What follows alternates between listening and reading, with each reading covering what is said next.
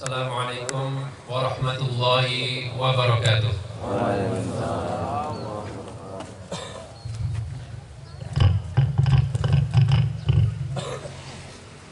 Innal hamdalillah nahmaduhu wa nasta'inuhu wa nastaghfiruh wa na'udzu billahi min shururi anfusina wa min sayyiati a'malina. May yahdihillahu fala mudilla lahu wa may yudlil fala hadiya lahu wa asyhadu an la ilaha illallah wahdahu la syarika lahu wa asyhadu anna Muhammadan 'abduhu wa rasuluhu la nabiyya ba'dah. Allahumma shalli ala Muhammad wa ala ali Muhammad kama shallaita ala Ibrahim wa ala ali Ibrahim wa barik ala Muhammad wa ala ali Muhammad kama barakta ala Ibrahim wa ala ali Ibrahim innaka Hamidum Majid. Qala Allah Ta'ala ya ayyuhalladzina amanu taqullaha haqqa tuqatih wa la tamutunna illa wa antum muslimun. Ya ayyuhan nasu taqu rabbakum alladzi khalaqakum min nafsin wahidah wa khalaqa minha zawjaha wa batha minhuma rijalan katsiran wa nisaa'a wattaqullaha alladzi tasaaluna bihi wal arham innallaha kana 'alaikum raqiba. Ya ayyuhalladzina amanu taqullaha wa qulu qawlan sadida yuslih lakum a'malakum wa yaghfir lakum dhunubakum wa man yuti'illaha wa rasulahu faqad faza fawzan 'azima. Amma ba'd, fa inna asdaqal hadithi kitabullah wa khairal hadyi hadyu Muhammadin sallallahu alaihi wasallam wa syarrul umuri muhdatsatuha fa inna kulla muhdatsatin bid'ah wa kulla bid'atin dhalalah wa kulla dhalalatin finnar. Allahu akbar, Allahu akbar, la ilaha illallah wallahu akbar, Allahu akbar walillahil hamd. Ma'asyiral muslimin rahimani wa rahimakumullah. Alhamdulillah, segala puji bagi Allah Subhanahu wa taala yang dengan limpahan rahmat dan hidayahnya serta nikmatnya kita masih bisa diberikan kesempatan untuk berkumpul pada pagi hari ini dalam rangka melaksanakan salah satu di antara syiar-syiar Islam, yaitu sholat Idul Adha yang alhamdulillah kita telah laksanakan. Hendaknya kita senantiasa bersyukur kepada Allah atas nikmat yang Allah berikan ini, sehingga Allah menambahkan nikmatnya untuk kita semua. Salam dan salam tidak lupa kita panjatkan kepada Allah Subhanahu wa taala, untuk Nabi kita Muhammad sallallahu alaihi wasallam, dan juga untuk para sahabat beliau, dan juga untuk orang-orang yang mengikuti beliau sampai hari kiamat kelak. Amin ya rabbal alamin. Kaum muslimin rahimani wa rahimakumullah. Pada hari ini seluruh umat di seluruh dunia, umat Islam di seluruh dunia merayakan suatu perayaan yang agung, yaitu perayaan Idul Adha. Sebuah perayaan yang mengingatkan kita kepada sosok Nabi yang tidak asing lagi bagi kita, yang sering kita baca namanya, sering kita sebut-sebut dalam sholat kita, dalam sholawat Ibrahimiyah, yaitu Nabi kita Ibrahim alaihissalam, yang kita baca Allahumma sholli ala Muhammad wa ala ali Muhammad kama shallaita ala Ibrahim wa ala ali Ibrahim innaka Hamidum Majid. Nabi Ibrahim, beliau bukan sekedar nabi, akan tapi beliau mempunyai banyak keistimewaan yang tidak dimiliki oleh nabi-nabi yang lain. Allah Subhanahu wa taala telah mempersaksikan tentang beliau dalam firman-Nya, "Inna Ibrahima kana ummatan qanitan lillah." Sungguhnya Nabi Ibrahim itu adalah seorang imam panutan, dan ia adalah seorang yang sangat taat kepada Allah, sangat patuh kepada Allah, hanifan, dan dia seorang yang lurus, walam yakun minal musyrikin, dan Ibrahim sekali-kali bukanlah orang yang menyekutukan Allah. Beliau adalah Abul Anbiya, beliau adalah bapaknya para nabi. Semua nabi dari kalangan Bani Israel dan juga Nabi kita Muhammad SAW berasal dari beliau. Dan beliau adalah Khalilullah, beliau adalah kekasih Allah, sebuah kedudukan yang tidak diraih kecuali oleh segelintir orang saja. Dan Nabi Ibrahim juga merupakan salah satu di antara 5 nabi yang mendapatkan gelar Ulul Azmi, yaitu para rasul yang mendapatkan cobaan yang sangat berat dibandingkan yang lainnya. Namun mereka tetap kokoh, mereka tetap teguh dan sabar dalam dakwah mereka.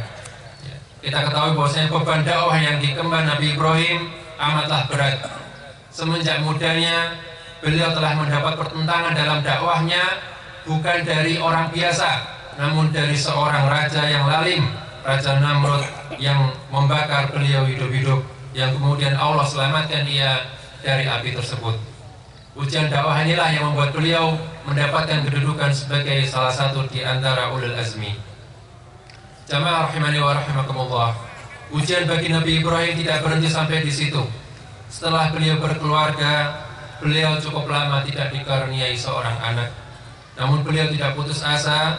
Beliau senantiasa berdoa, Rabbi habli minas solihin, ya Allah, berikanlah kepada kami anak yang soleh. Dan akhirnya setelah sekian lama menunggu, Nabi Ibrahim dikaruniai seorang anak yang beliau beri nama Ismail, yang tentunya sangat beliau sayangi karena ini anak yang sudah lama ditunggu-tunggu. Dan ketika Nabi Ismail telah mencapai usia yang cukup dewasa, Allah kembali menguji Nabi Ibrahim dengan perintah yang sangat berat, yaitu perintah untuk menyembelih anaknya.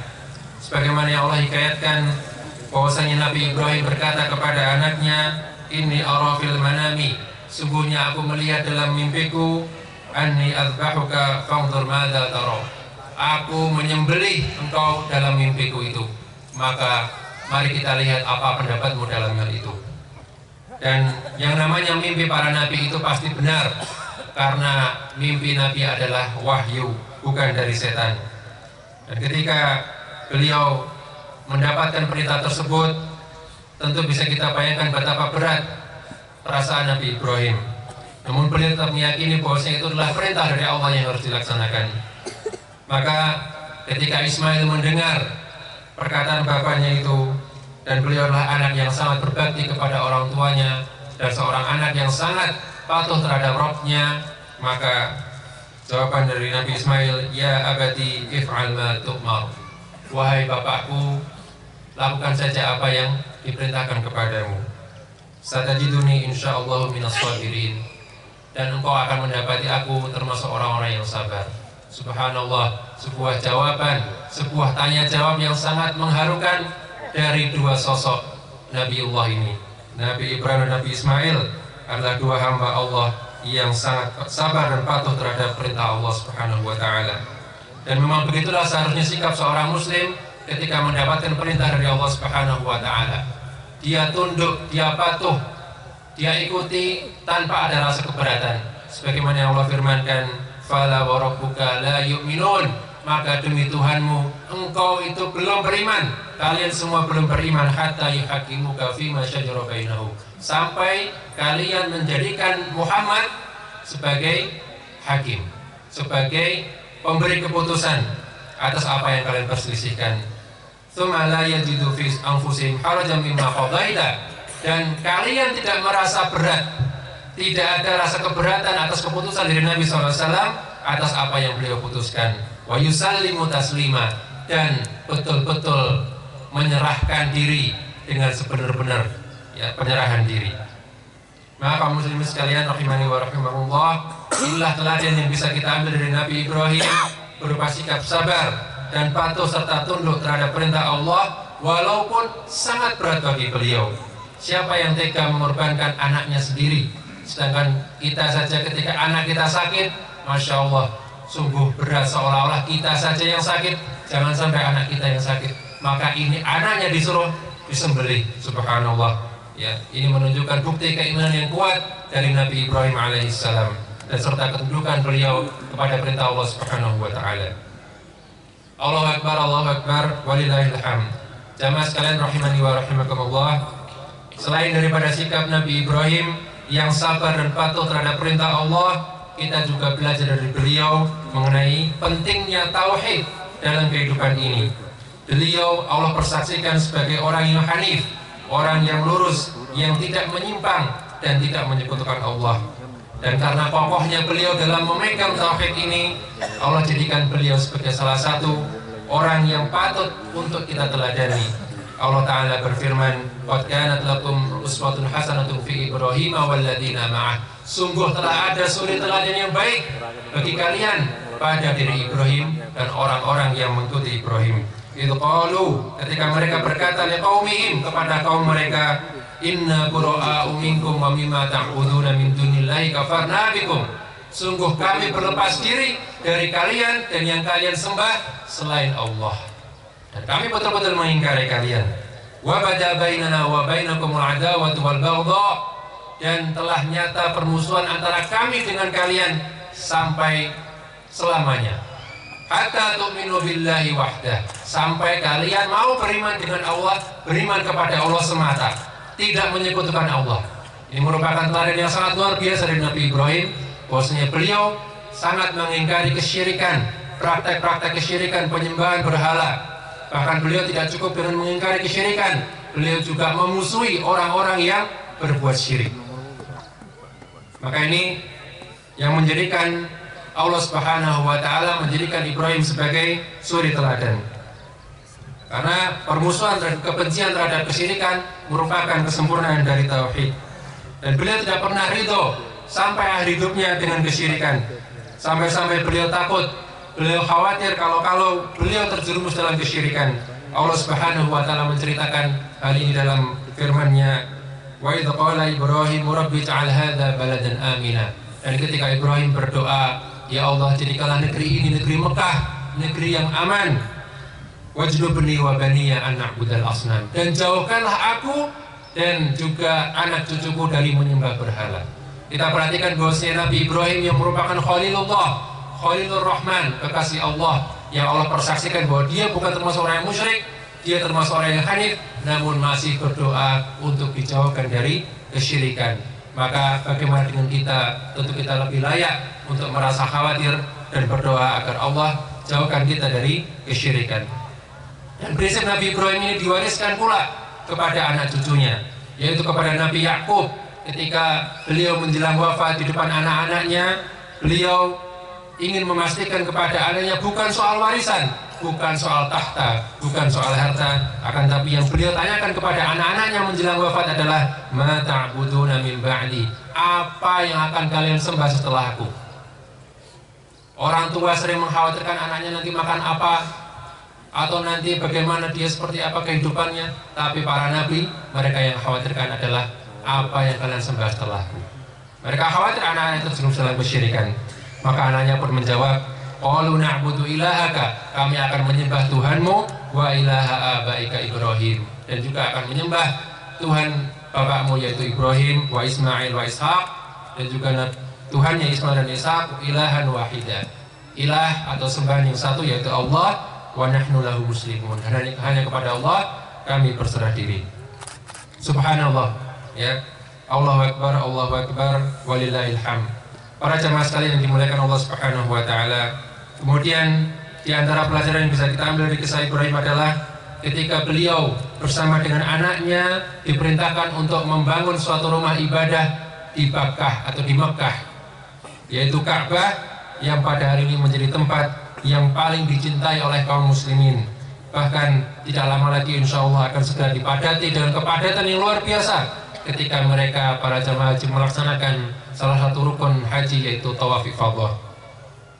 Semua itu merupakan buah dari doa Nabi Ibrahim ketika beliau membangun Ka'bah. Beliau berdoa, "Faj'al af'idatan minan nasi tahwi ilaihim." Ya Allah, jadikanlah anak cucuku ini, hati-hati manusia itu terpaut kepada mereka, rindu kepada mereka.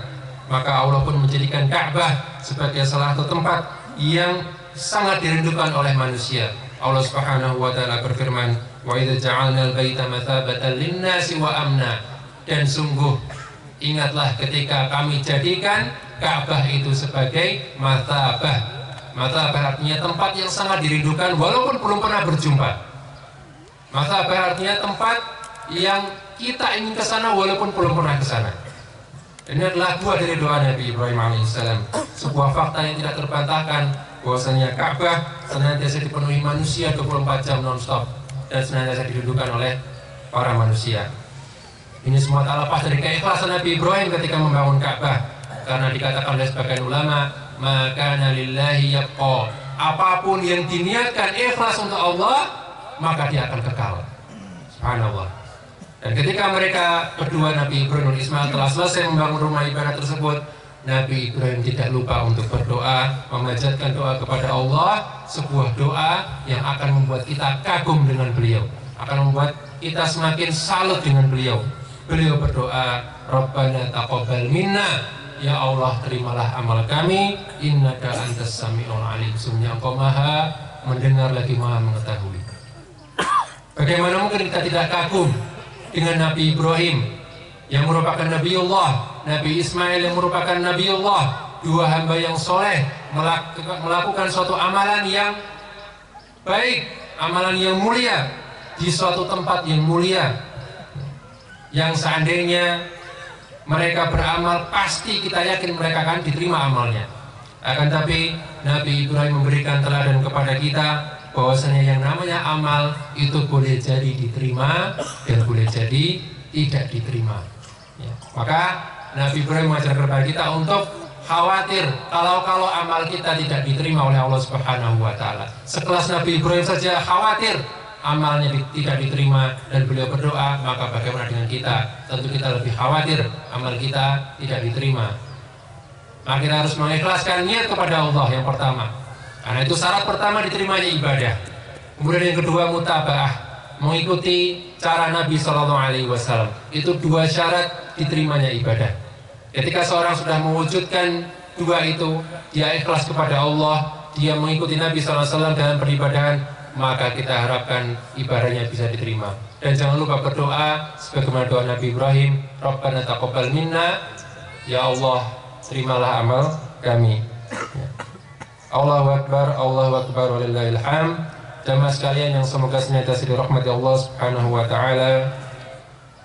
Itu tadi keteladanan yang kita ambil dari Nabi Ibrahim, dan setelah kita mengetahui keutamaan dan keteladanan dari Nabi Ibrahim alaihissalam, maka kita berharap semoga Allah Subhanahu wa taala memudahkan kita untuk meneladani beliau, dan semoga kita dapat mempelajari dan meneladani perjalanan hidup beliau, dan semoga kita termasuk orang-orang yang menapaki jalan beliau, jalan para nabi dan rasul, jalan yang Allah sebutkan sebagai siratal mustaqim. Innallaha wa malaikatahu yusholluna 'alan nabi ya ayyuhalladzina amanu shallu 'alaihi wa sallimu taslima. Allahumma shalli 'ala Muhammad wa 'ala ali Muhammad kama shallaita 'ala Ibrahim wa 'ala ali Ibrahim, wa barik 'ala Muhammad wa 'ala ali Muhammad kama barakta 'ala Ibrahim wa 'ala ali Ibrahim innaka Hamidum Majid. Allahumma ighfir lil mu'minina wal mu'minat wal muslimina wal muslimat al ahya'i minhum wal amwat innaka sami'un qaribun mujibud da'awat. Rabbana ighfir lana wa li ikhwanina alladhina sabaquna bil iman wa la taj'al fi qulubina ghillan lil ladzina amanu rabbana innaka ra'ufur rahim. Rabbana taqabbal minna salatana wa ruku'ana wa sujudana wa kaffir 'anna sayyi'atina wa tawaffana ma'al abrar. Rabbana atina fid dunya hasanah wa fil akhirati hasanah wa qina adzabannar. Subhana rabbika rabbil izzati amma yasifun wa salamun alal mursalin walhamdulillahi rabbil alamin wa akhiru da'wana alhamdulillahi rabbil alamin. Wassalamu alaikum warahmatullahi wabarakatuh.